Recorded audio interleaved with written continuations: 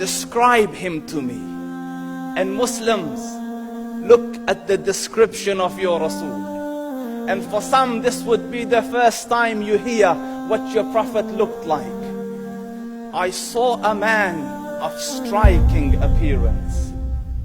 ظاهر الوضاء أبلج الوجه, radiant face, حسن الخلق, beautifully created. لم تعبه الثجلة, his belly wasn't protruding. ولم تزر به السعلة, nor was his head disproportionate and small. وسيم قسيم, proportionate and delicate, finely made, a specimen of a creation. في عينيه دعج, in his eyes there was a contrast. The dark was immensely dark, the white was excessively white.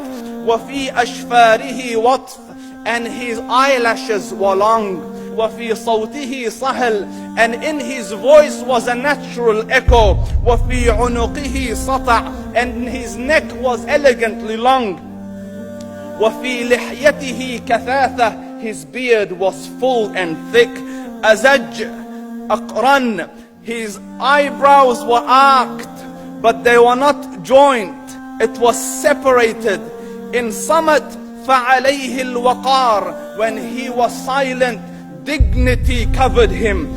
وإن تكلم سماه وعلاه البهاء, and when he spoke, it was audible and clear, almost commanding and overtaking.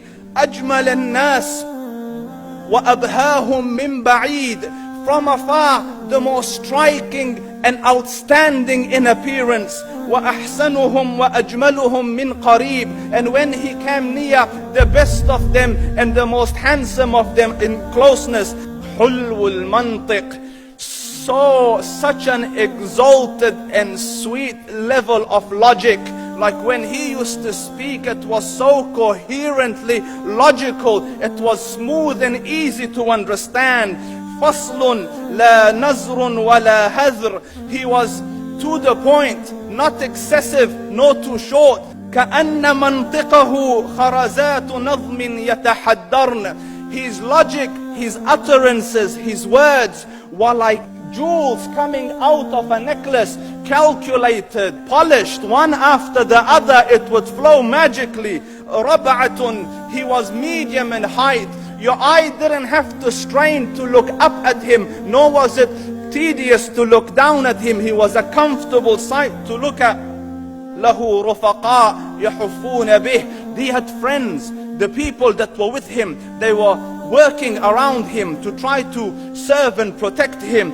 إن قال سمعوا لقوله, when he used to say something, they used to hearken to what he used to say. وإن أمر تبادروا إلى أمره, when he commanded, they used to compete to fulfill the command.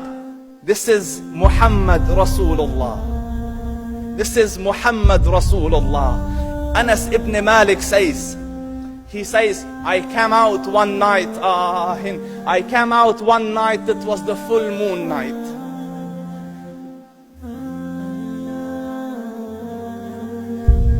And I looked at the moon, and in the desert, understand, the moon is an awesome sight. It is smooth, it is radiant, it is clear, it is gentle compared to the scorching sun at which they are used to.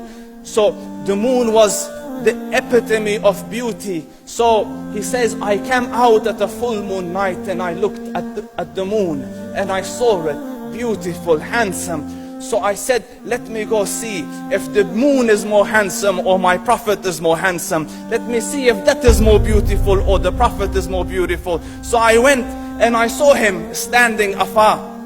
So I looked at his face and I looked at the moon, and I looked at his face, and I looked at the moon, and I looked at his face, and I looked at the moon, and he said, Wallahi, he was more handsome than the moon in its entirety. That is just the look of your Rasul. Aisha radiyallahu anha says, I was sewing with the needle, my needle dropped in the dark, I couldn't find it. I said, Ya Rasul, I can't find it. He moved his face close, and I swear, out of the radiance of his face, I found my needle. And the Prophet sallallahu alaihi wasallam was mind-bogglingly handsome, but his handsomeness was covered with waqar and jalal and hayba. The Sahaba say, when we used to sit at his feet, two feelings conflicting would come on the heart. The first one, you wanted to look at him. You wanted to behold the majesty of his face. And when you wanted to look up, shyness used to overtake you, so you used to look down. Amr ibn al-As says, I sat with him many times, but if you ask me to describe his face, I can't describe it.